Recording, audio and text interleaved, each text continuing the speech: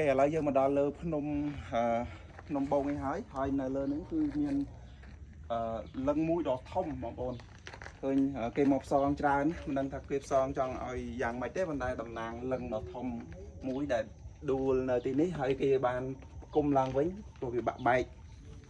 គុំឡើងវិញហើយយើងមើលកន្លែងហ្នឹងដែរ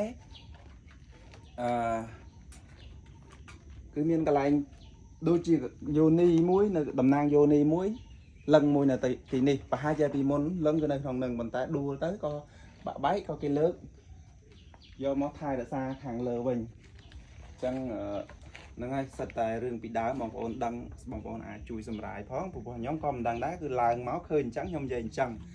បើរឿងប្រវត្តិសាស្ត្រយ៉ាងម៉េចទៀតខ្ញុំមិនដឹងដែរគាត់ថាដឹងតែលឹងធំមួយហើយកន្លែងនេះដូចជាតំណាងយោនីមួយហើយមានអ្នកគេមកផ្សងរឿងក៏បន់ស្រន់នៅលើច្រើនយើងឃើញស្នាមណាអញ្ចឹងប្រហែលជាស័ក្តិសិទ្ធមិនប្រហែលទេស័ក្តិសិទ្ធហើយបានគេមកបន់អូខេអញ្ចឹងនៅលើហ្នឹងមានតែប៉ុណ្ណឹងអស់ហើយអញ្ចឹងខ្ញុំចុះទៅវិញតោះចុះទៅទាំងអស់គ្នា